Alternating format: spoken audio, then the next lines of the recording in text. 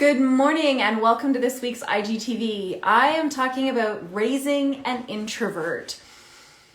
Why do they never talk and they seem to not be happy and they just want to hide in their room or behind books and they have no friends and you're like, oh, am I a bad parent? Like, what am I doing wrong? I must be screwing them up. Maybe I permanently damaged them. Not to worry. If this is you, you are in the right place. My name is Allie Payne and I'm a certified life coach. I'm a certified relationship systems coach. I've been working with parents and teens for the last almost 15 years now to help them end the painful disconnection, emotional blow-ups, and stressful silences to create relationships founded on trust and respect. And a lot of that has to do with understanding each other better, understanding some relationship dynamics and understanding how we are all different in a way that makes parenting just that little bit easier, and it also makes being a teen a little bit easier. I don't believe that being a teenager has to be horribly traumatic, and I don't believe that being a parent has to feel quite so Herculean, and most importantly, it doesn't have to feel so lonely, because it's the hardest job for which there is no training. So maybe we should just do it together a little more often. I'm just saying. Okay, so let's look at raising an introvert. Now, I will start off by saying I am an extrovert. I am wildly extroverted. So let me differentiate a little bit for you here to help hopefully break this down for you. Introverts are people whose brains, okay, this is not about a choice. This is literally fundamentally how we come into the world. We are all wired differently. Different does not mean better or worse, right or wrong. We are all wired differently. Not only are we all wired differently, we're all wired to be very unique, okay? Introverts process the world. That means stimulus. They process their stimulus, what they see, what they smell, what they hear, what they touch, feelings. They process them internally, inside their brain, okay? So their mouth doesn't move as much because they are processing everything. They are sorting, they are questioning, they are, judging, and not just introverts. Like, our brains are all human beings. Our brains are judging machines because that's how we live. We sort information by judging it. So introverts are doing all of that internally. They are, generally speaking, less animated, unlike me, who has weird facial expressions and talks with my hands and literally just has to be moving all the time. Introverts are less animated. So they will these are generalizations, okay? So don't come at me not my kid. Yeah, well, they're generalizations. This is one of my favorite workshops, by the way. I've been doing this for 25 years, and it is one of the most powerful, simplest ways to improve a relationship, just by understanding this.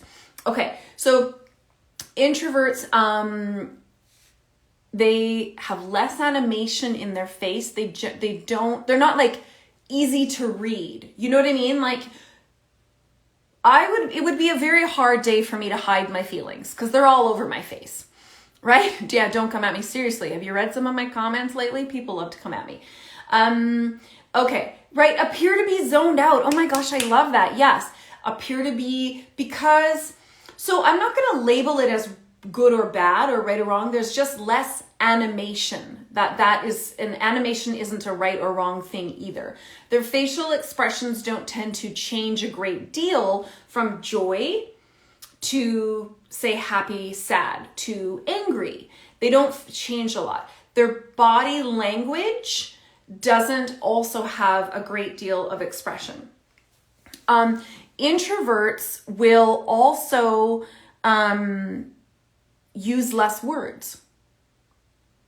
So introverts will think a great deal about what they need to, because remember, they're internally processing when they have processed, introverts will only speak if they still feel the need to share something.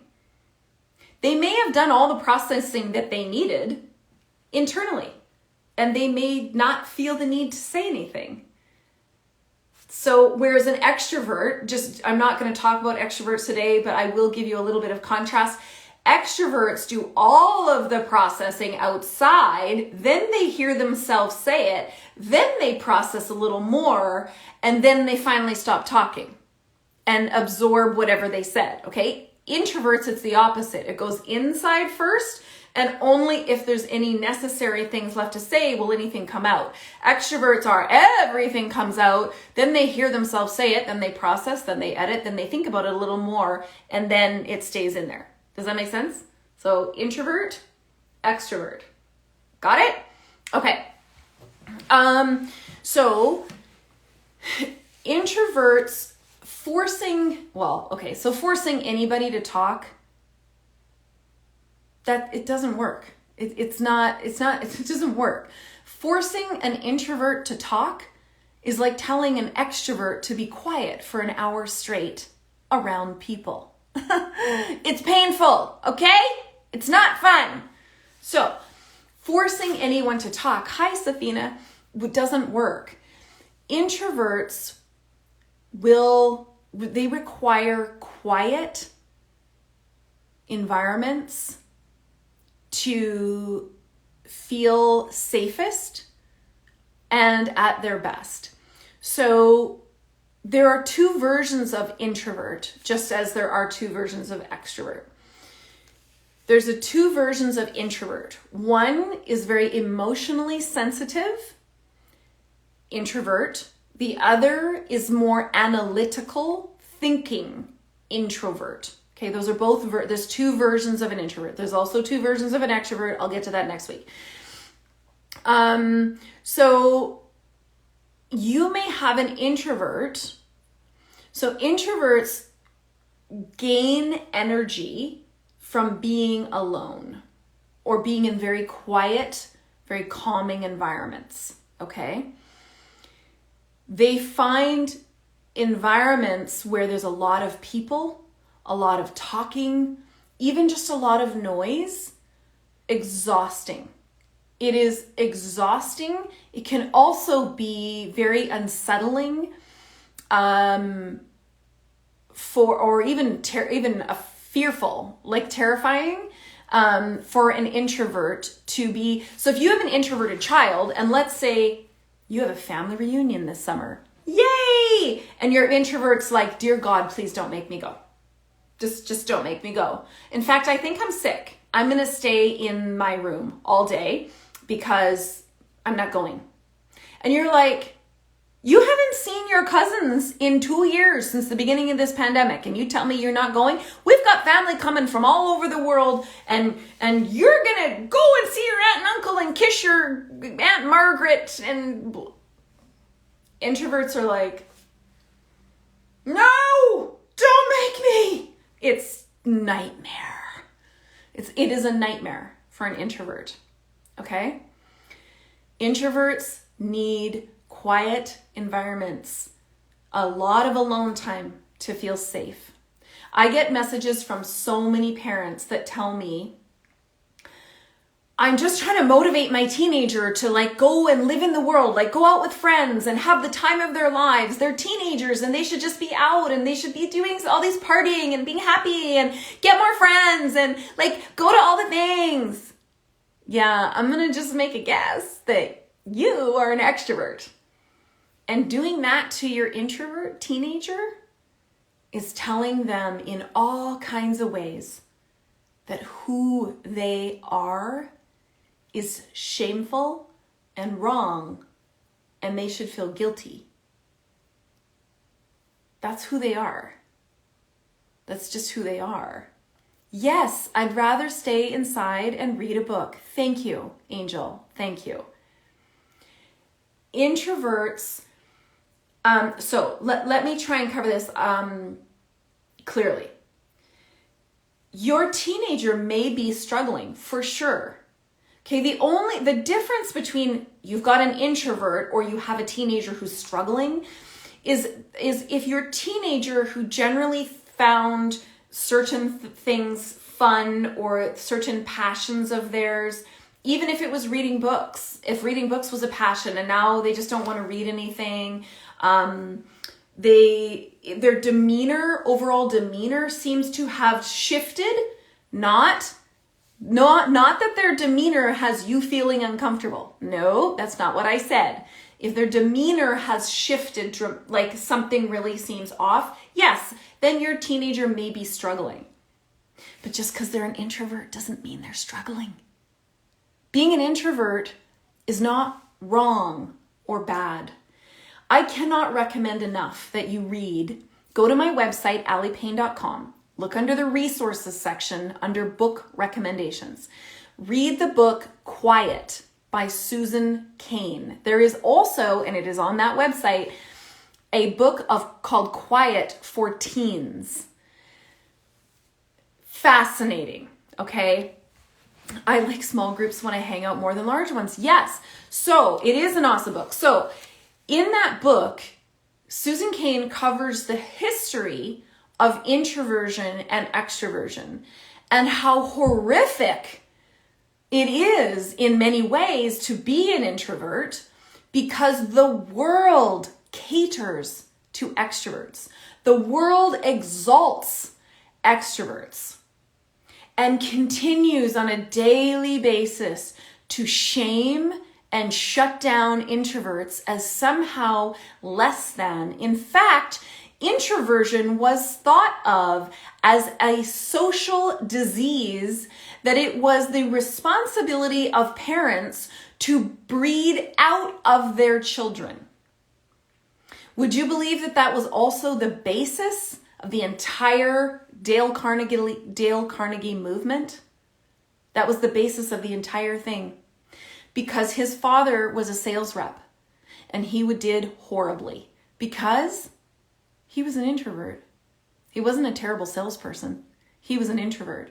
And so he figured out how to become an extrovert because being an extrovert was a good thing. And being an introvert was a very bad thing because your family would go broke, you see. And so, why do I always get an itchy nose when I go live?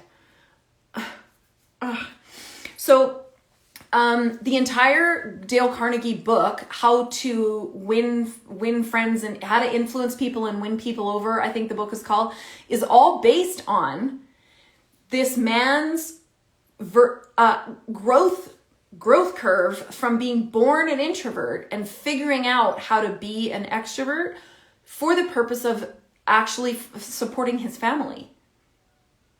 Because being an introvert was not good. It also goes for mainstream kiddos. Absolutely, 100%. Okay, so if your teenager is an introvert, you probably knew this as a young child, but here's where we go wrong right away. When there is a young child in your presence who seems very reserved and quiet, doesn't have the same need or want to wildly engage with other young kids, there's nothing wrong with them. Why do we think that? There's nothing wrong with them. And I will give you, and I know you've all heard it, it's the 3-letter word, the greatest way to shame an introvert. It's by calling them shy. Shy is a shaming word for an introvert. They're not shy. They are being themselves. And forcing an introvert or telling that child that they are wrong because they are over in the corner playing quietly by themselves, feeling quite uncomfortable because the environment is very loud and chaotic and not one that they're comfortable in, that they are somehow wrong and being unfriendly and maybe even rude because they are over in that corner doing the best they can in an environment that is set up and suited for extroverts who are wildly playing together over here in this corner, does not make the extroverts right or better. and it does not make the introverts wrong or less than.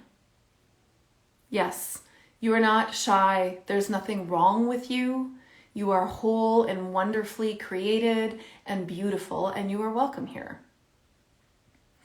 So when we have children who are quiet, it does not make them bad or wrong. Children who are introverts, who are very sensitive. So remember, there's two kinds of introverts. When they are an emotional based introvert, that generally will make them very, very sensitive. That's not wrong. It's their greatest gift.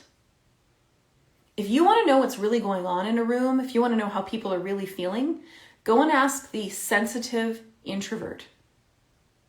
Because they're like the lightning rod for the emotion in the room, and they can tell you who's feeling what, how they're feeling. They have this, and it's a lot to carry that they can feel so deeply. And an analytic introvert, an introvert who's more of a thinker, deep thinker, loves perhaps books or researching or science or music or, partly empaths. Empaths tend to be more introverted, but not necessarily. So yes, they could be an empath. They may also just be a highly sensitive child. Helping them to appreciate their gift and set up an environment and set boundaries around the environments that feel safe and comfortable for them is not, so don't come at me in the comments, is not raising a snowflake or a marshmallow, which was what I was told the other day in some of my comments. This is about honoring and acknowledging the way and the gifts in which that child came into the world. And they don't owe anyone to have to be different just because you might be uncomfortable being around them. Hell no. An introvert needs your support specifically as a teen to have alone time, a lot of alone time. There's nothing wrong with you, and your teenager's not broken. If they need to spend a whole lot of time in their room, they want to listen to music, they want to create, they want to read, they want to just be alone. And introverts also will generally only have one or two other close friends, and they will be okay if, they only see them maybe once, twice a week. That's lots for an introvert. That's lots. That is living their best life. So if you have an introvert, I want to say this. Please stop forcing them to socialize. Stop shaming or blaming them because they don't seem to be living their best life as you would judge it to be. That means you're probably an extrovert and using your normal labeling a layer on them when there's nothing wrong with them. They're perfectly beautiful and fine. If you have a highly emotionally sensitive introvert, they're also not weak. That is their gift. And it is your job to help set boundaries or to help them understand what boundaries keep them safe. If you have a very analytical introvert, they are not rude. They are not socially stunted. Oh gosh, all the words I could use that I've heard. There's nothing wrong with them. They like being alone. That's how they work best. So if you have a family reunion this summer, you have an introvert, yes, your introvert might need to come to the family reunion with you. Yep, you're right, they might. And how can you create an agreement with your introvert that they show up to some key things and they are allowed and encouraged to create the alone time they need to build their reserves to be present in those bigger times? They don't have to be at your side the whole time. They don't have to. And when the rest of your family comes at you, Because where's your daughter? Where's your son? What are they, sitting in their room playing video games? I mean, God, we don't allow that in our family. Blah, blah, blah. You know what? You look at them and say, you know what? My daughter or my son is introverted. Being around large crowds does not work for them. Their gift is in being alone and quiet, and I respect that. So they'll be here at agreed times, and they won't be here in other times. And we've made that okay, because we don't expect them to be who they're not. That's what you roll out to the rest of your family. Or your friends who say that your child obviously has something wrong with them. Okay? This is what you have to roll out to them. So I want to say that. I also want to say that there is a line for introverts. Okay, there's a line for introverts that can appear as very rude. Introverts, I don't care if you're an introvert or an extrovert. Okay, I don't care. I have a basic line around general respect.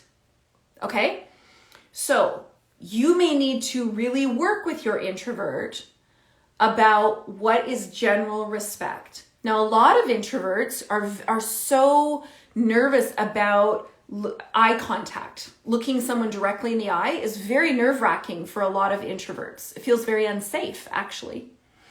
So to have them practice and work on looking up and saying hello, and then that's it. I don't expect a whole lot more. I have an introvert with social anxiety, and then I have an extrovert. So that to look up and say hello, and that is all you need to do. You don't need to make eye contact on other times, but I do expect a basic hello, and I acknowledge that it is unnerving for them. I acknowledge that it can feel hard and scary. And I also acknowledge that there is a part of just general manners as I hold them that is looking someone in the eye and saying hello. I do not expect you to now then carry on a half-hour conversation with them, with that person. I don't. Also, if you are at a large family gathering, which is common in the summer, if your introvert does participate, I want you to make them right in private. Thank you for showing up. You're doing a great job. I know this is hard for you. I'm so proud of you, and everyone is so excited to meet you. I know that can feel scary. You're doing a great job. Lots of validation that this is not their norm. It's not their comfort zone. In fact, it's their nightmare. Also, if you have an introvert and you're at something, that you make it okay for them to exit on a regular basis, okay? So an introvert might be fine being around their cousins, very familiar people that they know, but they might need to leave every hour and just go have like 20 minutes, half an hour of alone time to regroup and then come back.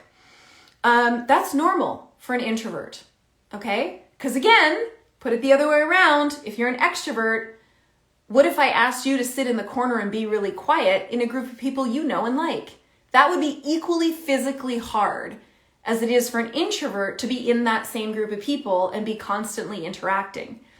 Okay? So I'm not asking you to raise a snowflake or a marshmallow. I'm asking you to appreciate and understand how an introvert works, and that it is not wrong, shameful, and they don't need to feel guilty or just inherently shamed about it. Okay? Yes, role play, definitely role play for sure. So, okay, introverts at a family thing, introverts speak less, introverts want to be in their room less. Having the time of their lives is being alone.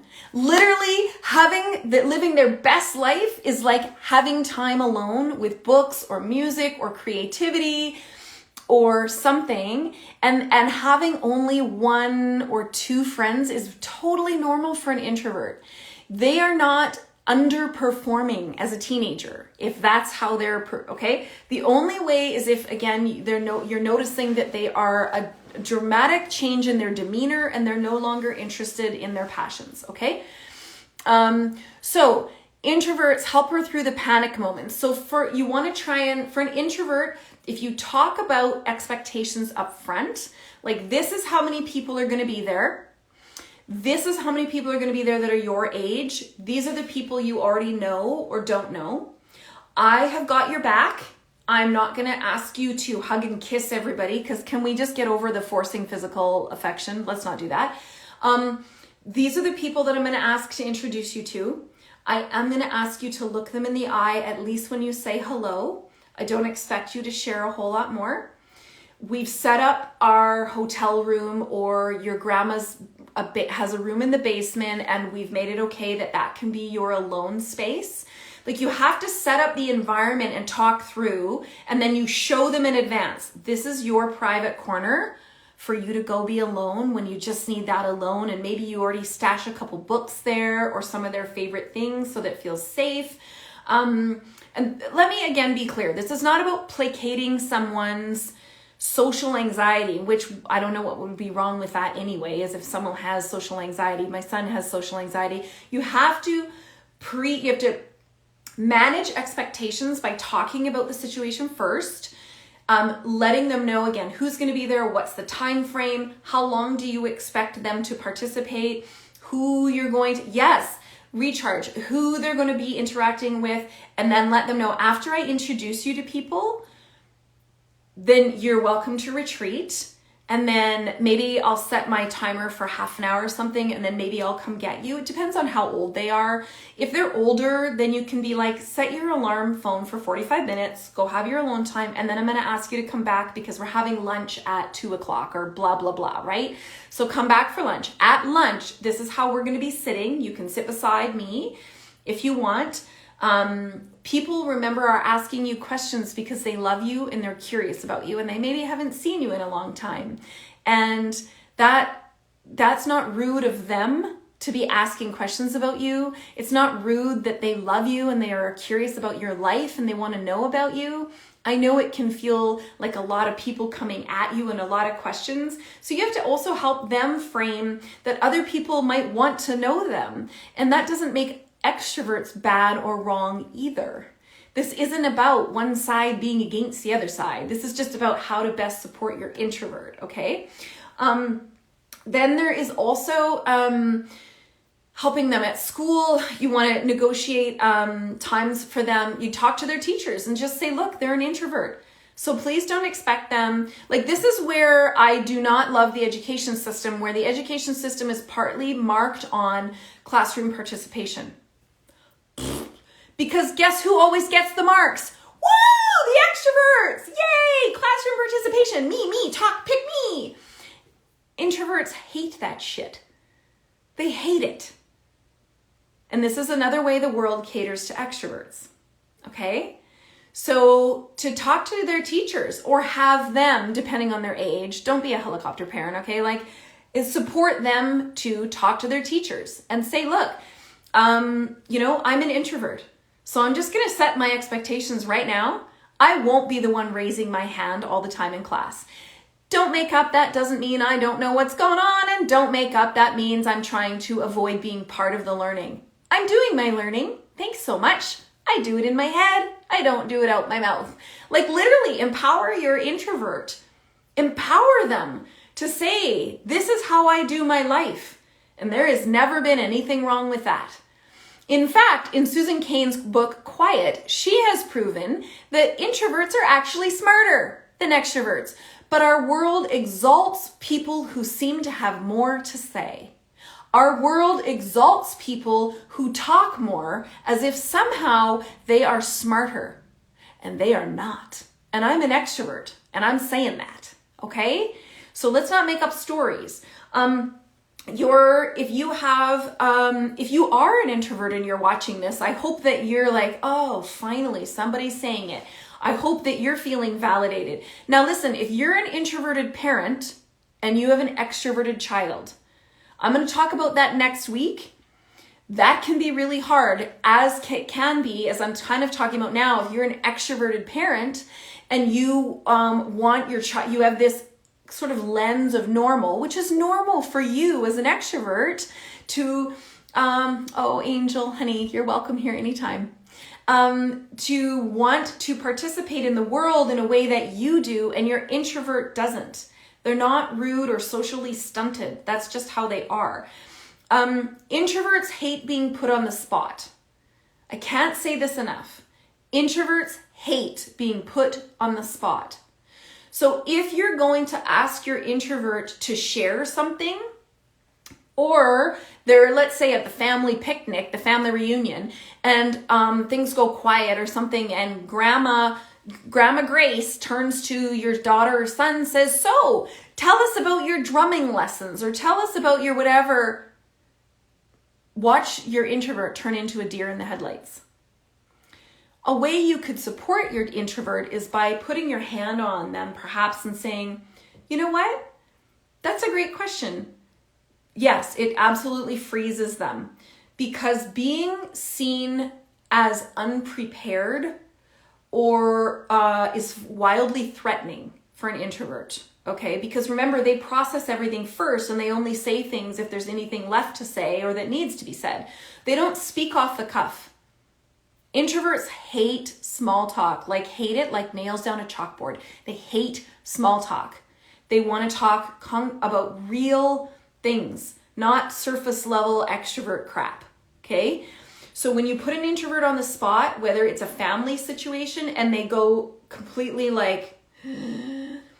they're not being insubordinate or rude.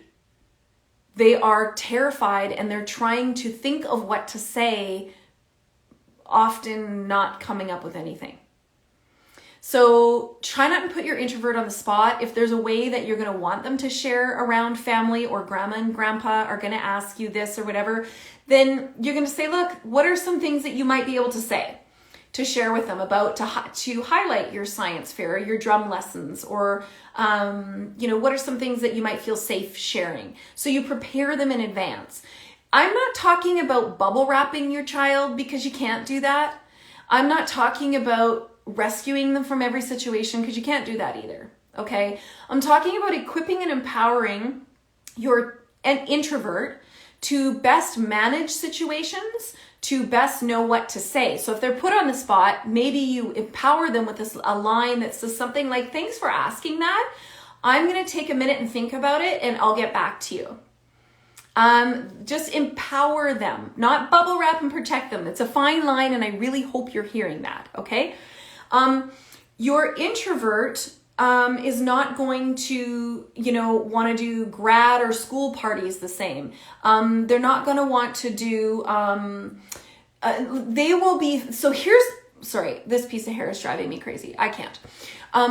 Introverts might throw you for a bit of a loop because, because your introverted child may show up within your family, like your family of 4 or 5 or 6 or whatever, as this talk person. And then you get out into another environment and they're like, and you're like, what the hell is going on with you? Why are you not this person? What, are you trying to be rude? What is going on with you? Okay. Introverts can appear very extroverted in a familiar, safe environment around people they know. Do not mistake that as being extroverted. My oldest is an introvert, and he was the one who wouldn't stop talking at home. Now, he also has anxiety, so that was part of his anxiety.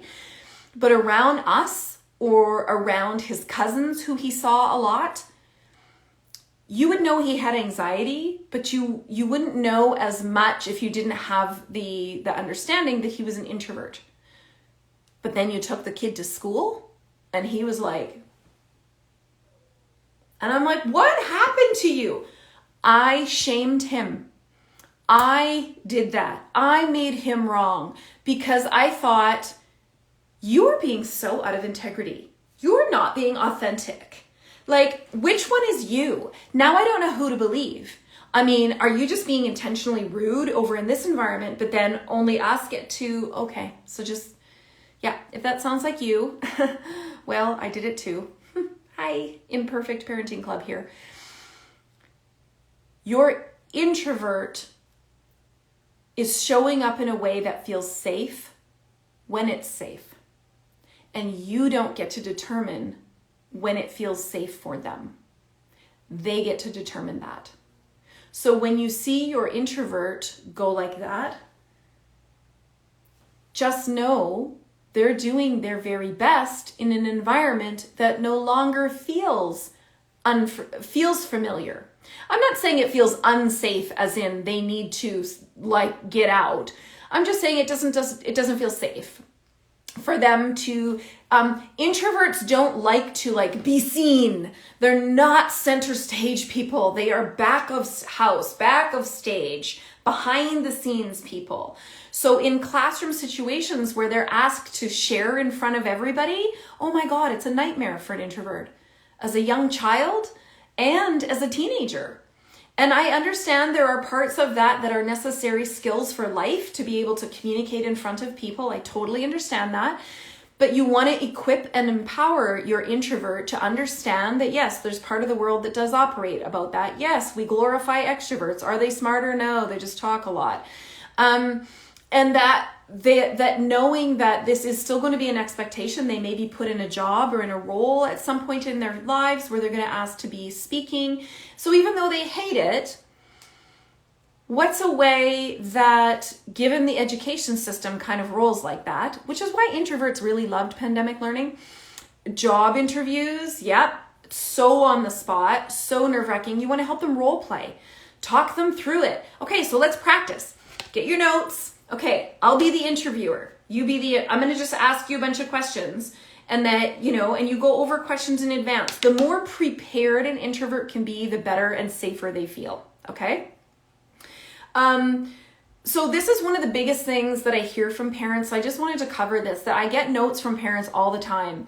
I'm trying to motivate my teen to like make the best of this time. Like the pandemic is over. They should be out, going out with friends. They should be partying. They only have like one or two friends and they only see them like once or twice a week. Like, oh my gosh. And they don't want to stop. Maybe your teenager is an introvert and maybe there's nothing wrong with how they're doing their life. If you want to do a basic quiz, you can go to, I believe it's 123personality.com. There's lots of free personality quizzes online. Do one with your teen. Make it fun to find out who else might be an introvert, who else might be an extrovert. There are more complex, more expensive personality quizzes, should you choose to do that. And if you want to, great, do that too. But do it with your teen, not something like they're a lab rat. You may have an ambivert.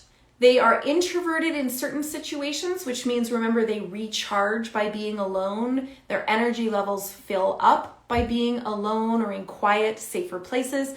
And they have certain situations where they're all over the place.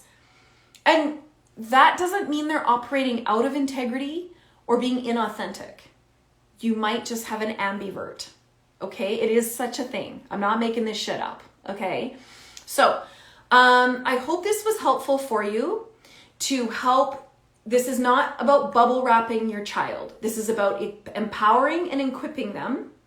This is about advocating for them, if necessary, with other family members, particularly in the summer when there's get-togethers and the pandemic is opening up, and to understand how the world, unfortunately, has a bent for extroverts, that in no way makes them wrong, to practice basic manners, which is looking people in the eye when they say hello, to give your introvert permission to leave, have quiet times, and then come back.